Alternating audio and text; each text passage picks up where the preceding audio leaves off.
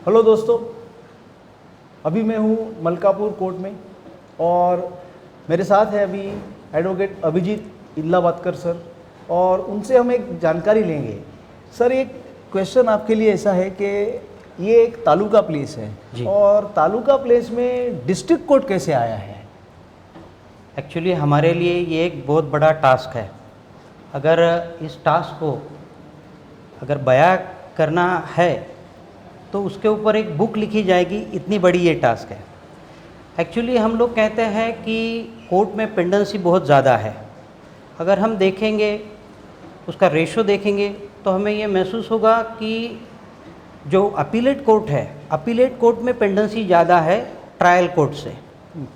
तो decentralisation of judicial work ये एक समय की मांग थी और उसी आधार पे 1981 में हमने फर्स्ट टाइम मलकापुर में डिस्ट्रिक्ट कोर्ट हो, अपीलेट कोर्ट हो, ऐसी मांग करना शुरू की थी। रेवेन्यू जुरिडिक्शन के हिसाब से मलकापुर रेवेन्यू जुरिडिक्शन में मलकापुर, मोताड़ा और नांदुरा ऐसे 3 तालुका प्लेसेस का समावेश होता है। तो इन 3 तालुका के लिए कोर्ट हो, ऐसी हमारी बहुत सालों से मांग थी। अनफॉर्चुनेटली ऐसा होता था कि जो नॉर्म्स हाई कोर्ट फिक्स करते थे वो नॉर्म्स में कभी हम पीछे होते थे या कभी ऐसी सिचुएशन आती थी कि हमारा परसुएशन या हमारे डॉक्यूमेंटेशन या हमारा रिप्रेजेंटेशन उस काम के लिए थोड़ा कम पड़ता था और इसीलिए हमें वो जल्द से जल्द कोर्ट नहीं मिला। लेकिन बाद में जब हाई कोर्ट ने हमें फिर से पूछा कि आपका डिस्ट्रिक्ट जज और सीनियर डिवीज़न कोर्ट के बारे में, आपका डिमांड के बारे में आपका क्या कहना है। वो टाइम में मैं भी जूनियर था, मेरे साथ में जो कलीग मेरे थे सब जूनियर्स थे। हमने सब ने ये सोचा कि यहाँ डिस्ट्रिक्ट कोर्ट आना चाहिए और एक टीम वर्क हमारा खड़ा हुआ। वो टीम वर्क ने मलकापुर बार के जितने भी सीनियर्स और जूनियर्स हैं सब ने मिल के हमें साथ दिया और यूनानिमसली हमने ये चीज़ की डिमांड की कि मलकापुर के अंदर डिस्ट्रिक्ट कोर्ट होना चाहिए। शुरुआत में जब हमने पहली बार हमारा रिप्रेजेंटेशन दिया ऑनरेबल चीफ जस्टिस साहब के पास में, तो वो टाइम में हमारा जो डेटा था वो ऑन पेपर बहुत कम दिखता था कि आपके पास में पेंडेंसी नहीं है। एक्चुअली जब हम बुल्ढाना या खामगांव में देखते थे तो हमारा जुरिडिक्शन का जो पेंडेंसी का डेटा है वो बहुत ज़्यादा दिखता था, लेकिन ऑन पेपर वहाँ वो मौजूद नहीं था।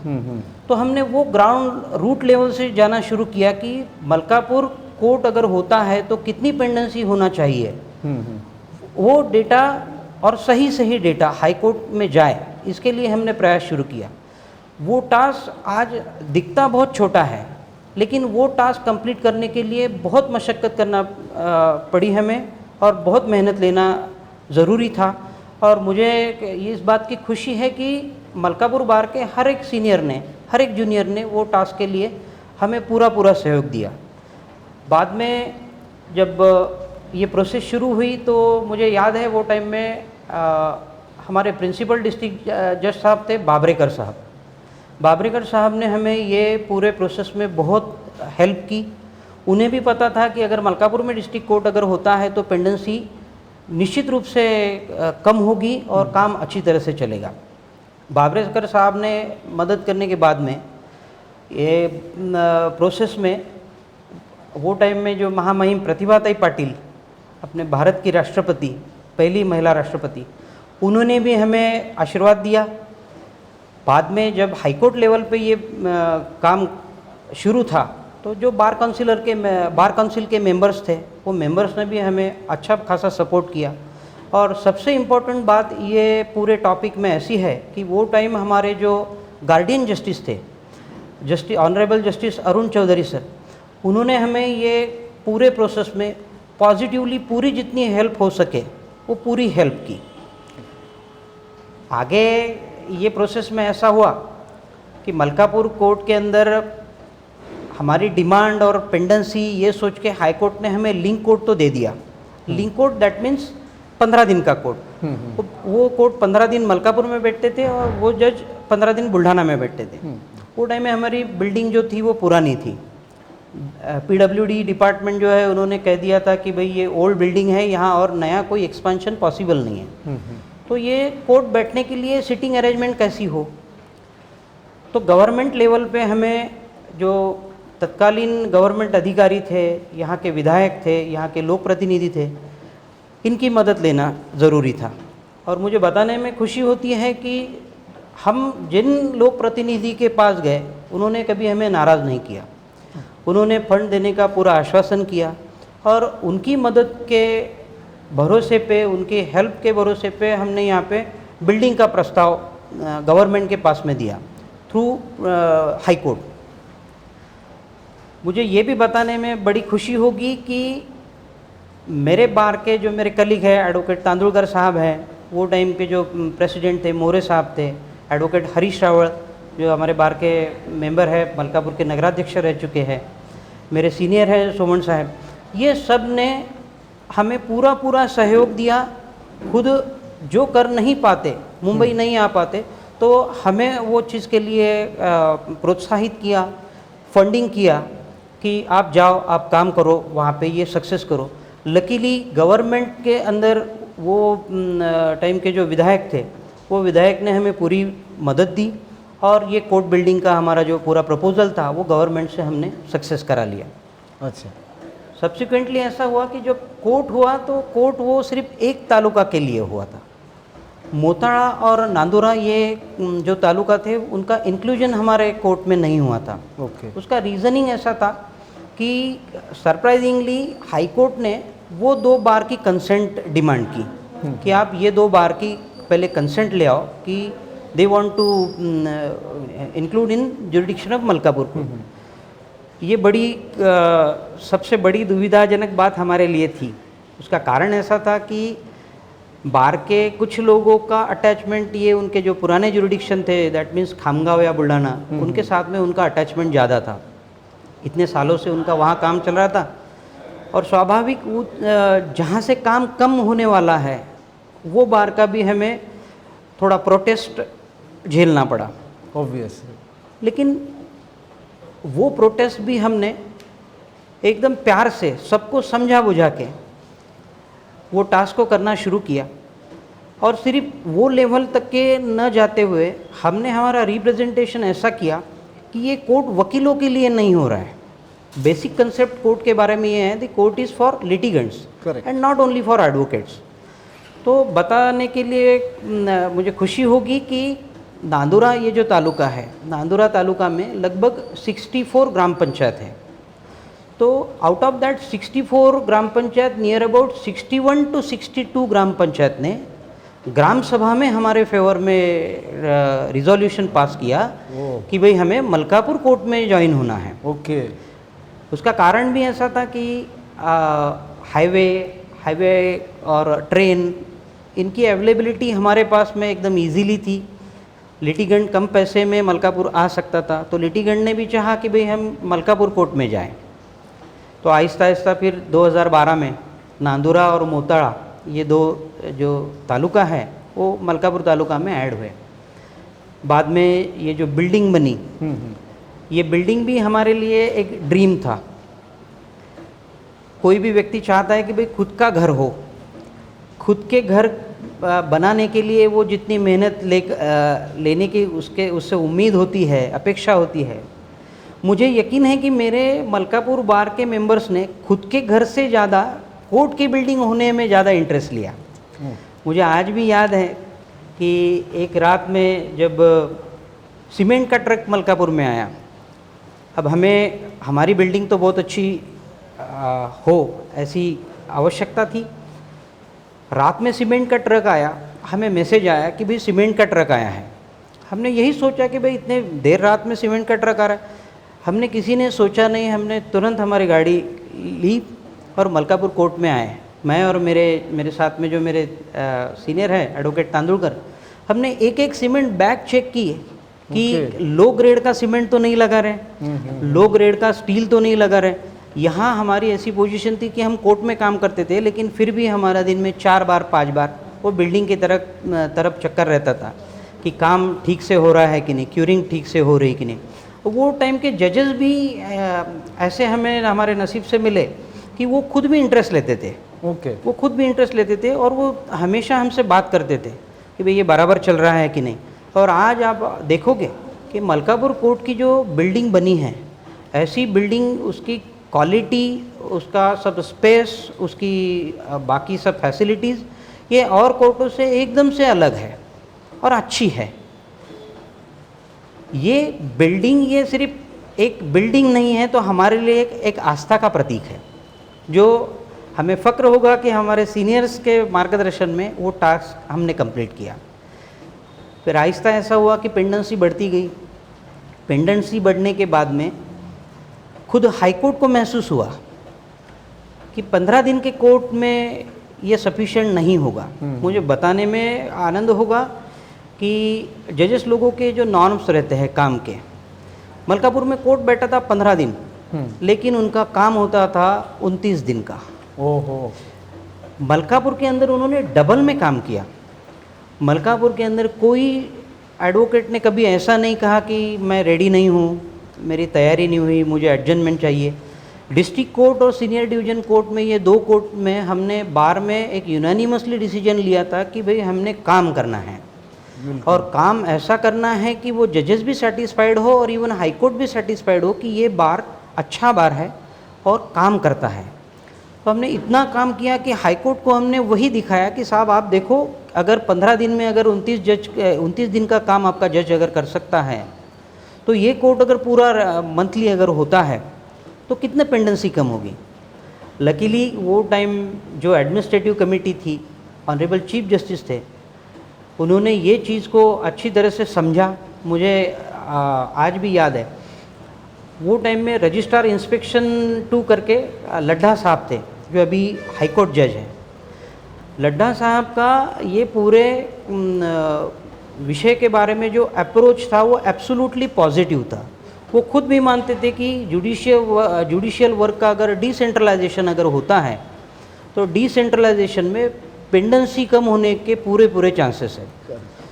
कभी कभी ऐसा आता था कि नीचे का जो उनका क्लेरिकल स्टाफ रहता था, वो क्लेरिकल स्टाफ कुछ ऐसी क्यूरी निकालता था या और कोई फीडिंग करता था। लड्ढा साहब हुए, उनके बाद में जोशी साहब थे, वो भी, विनय जोशी साहब, वो भी आज हाई कोर्ट जज हैं। उन्होंने कभी ऐसी टेक्निकल बातों की कभी अड़चन आने नहीं दी। जो चीज़ लीगली है वो कंप्लीट करने के लिए उन्होंने हमें पूरा सहयोग दिया। कभी ऐसा नहीं हुआ कि हमने उनको अपॉइंटमेंट के लिए रिक्वेस्ट की और ये लोगों ने हमें कभी टाइम नहीं दिया, ऐसा कभी नहीं हुआ। लॉ मिनिस्टर के पास जाओ, सब्सिक्वेंटली जब ये बिल्डिंग और ये फंडिंग वगैरह के बारे में, इवन फाइनेंस मिनिस्टर के पास जाओ, कभी प्रॉब्लम नहीं आया। और ये बारे में बताना चाहता हूँ कि चीफ मिनिस्टर को मिलने के लिए ये विषय में बात ऐसी थी कि भाई रेगुलर कोर्ट करने के लिए कुछ पोस्ट सैंक्शन होना ज़रूरी थी। और आपको भी पता है कि फ़िलहाल की कंडीशन में जो नए पोस्ट है, नए रिक्रूटमेंट है, उस पर बैन है। ये थोड़ा एक्सेप्शनल टास्क था, उसके लिए लीगल फॉर्मेलिटीज़ भी बहुत थी, अलग अलग 3 या 4 डिपार्टमेंट से उसका सैंक्शन और बाकी सब टेक्निकलिटीज़ थी। हम लोगों ने सीधा डिमांड की कि भाई हमें डायरेक्टली सीएम साहब से मिलना है। ओके।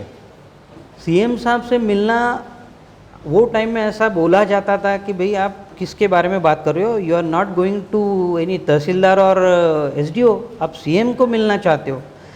लेकिन हमने ऐसा नहीं सोचा। हमने ये सोचा ज़्यादा से ज़्यादा क्या होगा, मुलाकात नहीं होगी। अब हम लोग हैं मुंबई में, तो चांस क्यों ना लें। तो लकीली वो टाइम हमें सीएम साहब की अपॉइंटमेंट मिली। ग्रेट। और वो मलकापुर के वो टाइम में जो विधायक थे, वो विधायक जी ने हमें पूरा सहयोग दिया और ये पूरी बात हम सीएम साहब के सामने कन्विंस किया। लकीली जो सीएम थे वो भी एडवोकेट थे, उनको भी पता था कि भाई क्या प्रैक्टिकल प्रॉब्लम्स रहते हैं। जब हमने उनको ये सब चीज़ें बताई कि भाई पेंडेंसी कम करने के लिए अपने पास में ये सबसे आसान रास्ता है, उन्होंने वही समय हमें आश्वस्त किया कि आपका जो प्रपोज़ल है, आपके प्रपोज़ल के बारे में हम पूरी पॉजिटिव माइंड से सोचेंगे। और लगभग 3 या 4 दिन में हमारी वो फाइल कंप्लीट हो गई थी और क्लियर हो गई थी। Very good.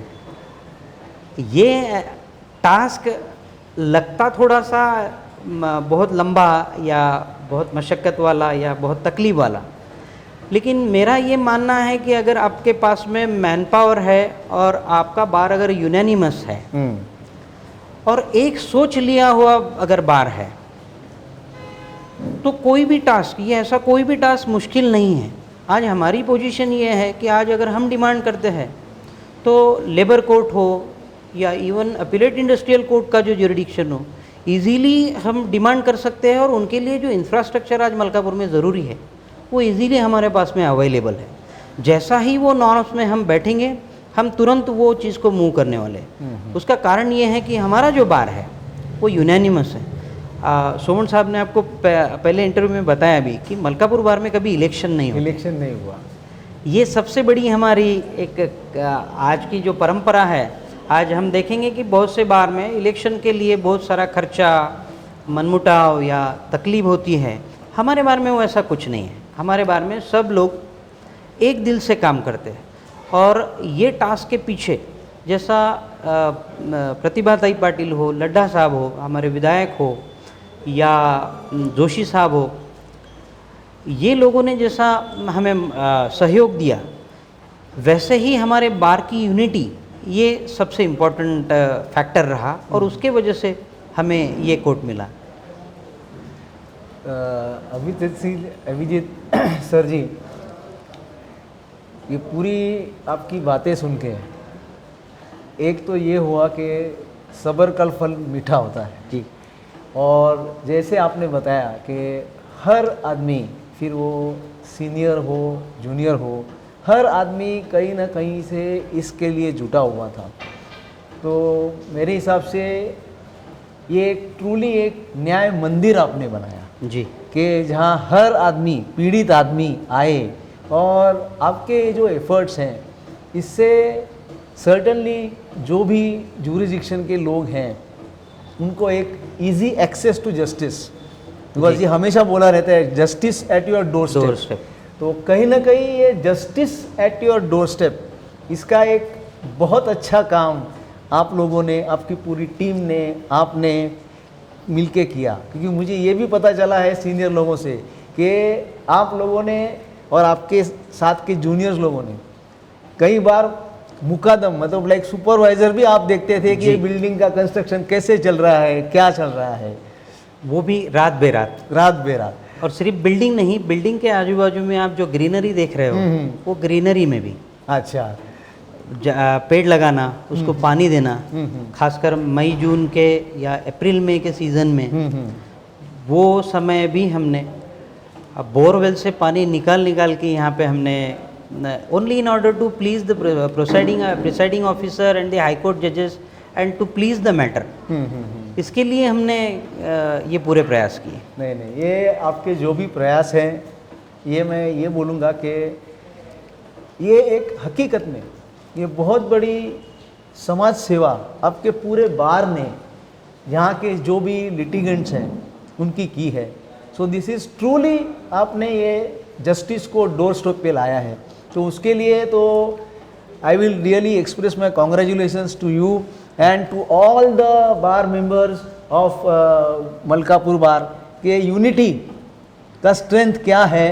I think everybody should take a lesson from you and whoever wants to achieve this kind of thing, उनके लिए एक रोल मॉडल जैसा मलकापुर कोर्ट है। तो अभिजीत सर, आपने समय निकाला और हमें बहुत अच्छी इन्फॉर्मेशन दी इसके बारे में, आपका बहुत बहुत धन्यवाद। धन्यवाद।